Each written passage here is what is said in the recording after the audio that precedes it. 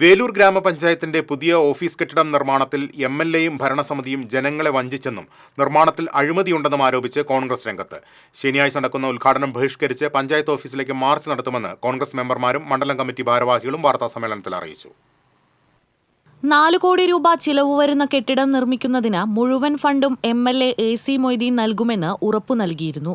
എന്നാൽ തനത് ഫണ്ടിൽ നിന്ന് ആദ്യ ഗഡുവായി 80 ലക്ഷം തന്നെങ്കിലും കരുവന്നൂർ കേസിൽ പ്രതിയായതോടെ ബാക്കിയുള്ള ഫണ്ട് നൽകിയില്ല.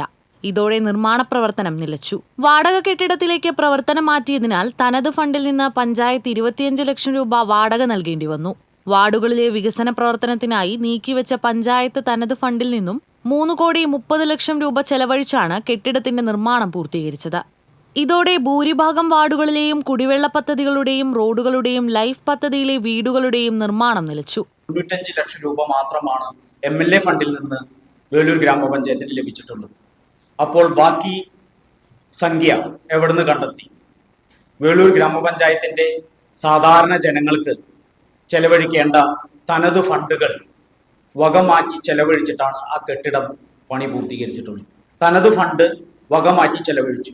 അതിന്റെ ഫലമായി വേലൂർ ഗ്രാമപഞ്ചായത്തിൽ എന്ത് സംഭവിച്ചു? ഒരുപാട് റോഡുകൾ പണി പൂർത്തിയാകാതെ കിടക്കുന്നു, അനുവദിച്ച വീടുകൾ പൂർത്തീകരിക്കാതെ കിടക്കുന്നു.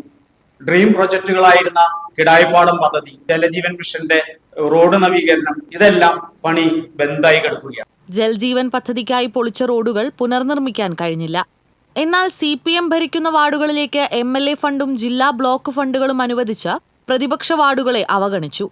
കെട്ടിട നിർമ്മാണത്തിന് ഫണ്ട് കണ്ടെത്തുന്നതിനായി നികുതി 8% നിന്നും 10% ഉയർത്തി ജനങ്ങളെ ബുദ്ധിമുട്ടിച്ചു.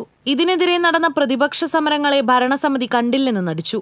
മുഴുവൻ ഫണ്ട് തരാമെന്ന് വാഗ്ദാനം നൽകി വഞ്ചിച്ച MLAയ്ക്കും ഫണ്ട് അനുവദിക്കാതിരുന്ന വകുപ്പ് മന്ത്രിക്കും വേലൂരിലെ ജനങ്ങളുടെ നികുതിപ്പണം കൊണ്ട് നിർമ്മിച്ച പഞ്ചായത്ത് ഓഫീസ് കെട്ടിടം ഉദ്ഘാടനം ചെയ്യാൻ യോഗ്യതയില്ലെന്നും കോൺഗ്രസ് ആരോപിച്ചു.